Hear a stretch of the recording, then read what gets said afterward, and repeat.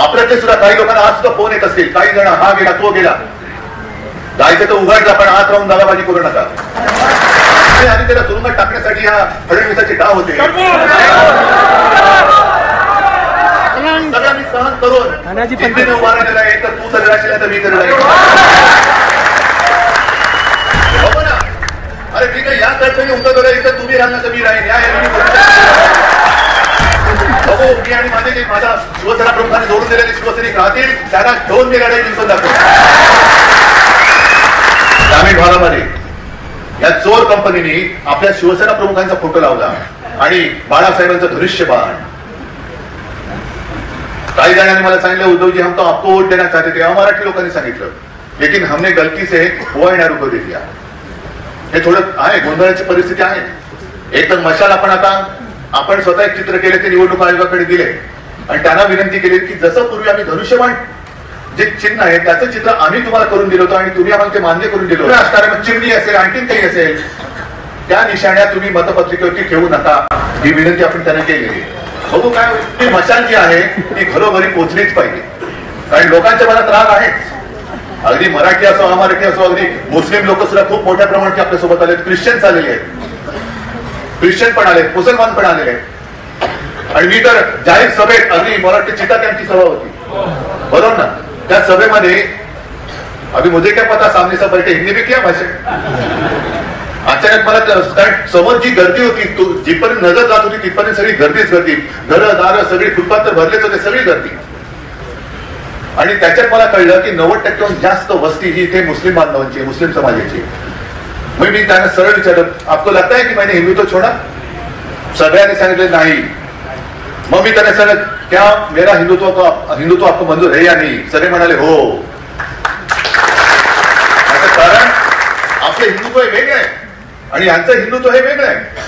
हे हिंदुत्व करतात पाहिजे नुसतं तोडा फोडा आणि राज्य करा असं नाहीये. त्याच्यामध्ये पुढचे जाहीर सभामध्ये मी बोलेन. पण हे आग लावण्याचे धंदे हे करतील. आपल्यातले सुद्धा काही लोकांना आज सुद्धा फोन येत असतील, काही जण हा गेला तो गेला, जायचं तर उघड जा पण आत राहून दादाबाजी करू नका.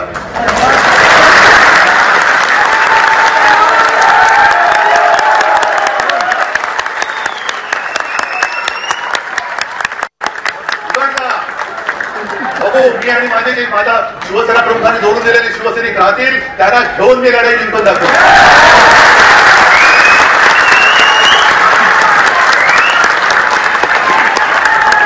पैसे मिळत आहेत म्हणून तुम्ही आपल्या आईशी गद्दारी करू नका.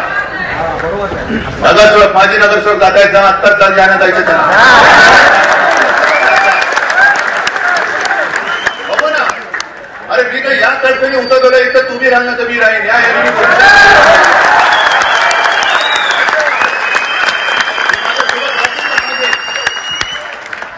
समोर राहतील ते समोरचे माझे शत्रू. आणि हेच तर आपण असं म्हणतो बघ गीतेमध्ये हेच तर सांगितलेलं आहे. गीतेचं सार दुसरं काय असू शकेल. ज्या वेळेला अर्जुनाने पाहिलं की अरे माझे सगळे सोयरे माझे नातेवाईक माझ्या समोर आहेत, यातना होणं स्वाभाविक आहे. मलाही यातना होत नसतील. कालपर्यंत माझ्या घरामधली सगळी लोक हे माझ्या घरावरती चालून येत आहेत.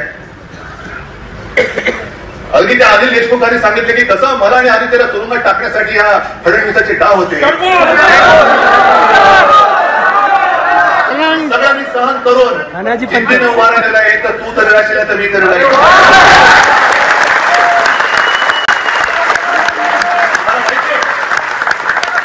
अजूनही माझ्याकडे अधिकृत पक्ष नाहीये, माझ्याकडे चिन्ह नाहीये, माझ्याकडे पैसा नाहीये. पण मी केवळ आव्हान देऊ शकतो आणि घेतो ते तुमच्या ताकदीवर, तुमच्या भरोशावर.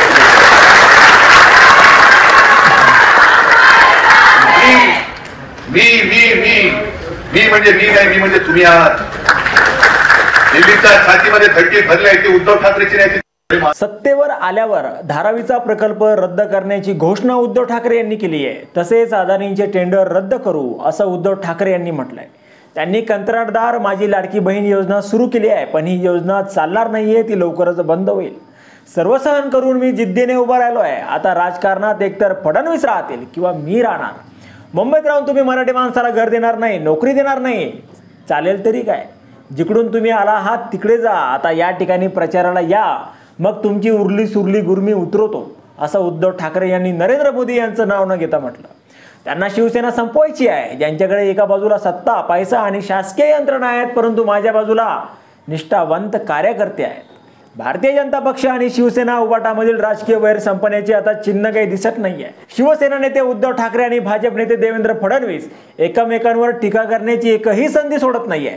आता बुधवारी शिवसेना पदाधिकाऱ्यांच्या बैठकीत उद्धव ठाकरे यांनी देवेंद्र फडणवीस यांना उघड आव्हान दिलंय. राजकारणात एकतर फडणवीस राहतील किंवा मी राहणार असा थेट इशारा देत आर किंवा पारची राजकीय लढाई सुरू केली आहे. सरळ हात तोपर्यंत सरळ राहू, वाकड्यात गेला तर तोडून टाकू असा इशाराच उद्धव ठाकरे यांनी दिलाय. यावेळी त्यांनी पंतप्रधान नरेंद्र मोदी आणि मुख्यमंत्री एकनाथ शिंदे यांना देखील सोडलं नाहीये. त्यांच्यावर उद्धव ठाकरे यांनी घणाघाती हल्ले केले. बाळासाहेब यांचं नाव घेण्याची त्यांची अवकात नाहीये असं त्यांनी म्हटलं. मुंबईतील निवडणूक शेवटच्या टप्प्यापर्यंत व्हायला पाहिजे होती, त्यानंतर त्यांचे उरले सुरले कपडेही आम्ही उतरवले असते. तुम्ही आमदार खासदार खरेदी केले, पण माझ्याकडं जीवाला जीव देणारी कार्यकर्ते आहेत आणि माणसे आहेत. बुटचाट्यांनी खुर्चीसाठी आईच्या खुशीवर वार केले असा हल्ला उद्धव ठाकरे यांनी एकनाथ शिंदे यांच्यावर चढवला. आता उद्धव ठाकरे जे बोलले त्याच्याशी तुम्ही सहमत आहात का? तुम्हाला काय वाटतं? तुमचं मत कमेंट बॉक्समध्ये लिहायला विसरू नका. व्हिडिओ आवडला असेल तर जास्तीत जास्त शेअर करा आणि आतापर्यंत मराठी जनता आपण आपल्या या चॅनलला सबस्क्राईब जर केलेलं नसेल तर चॅनलला सबस्क्राईब करा.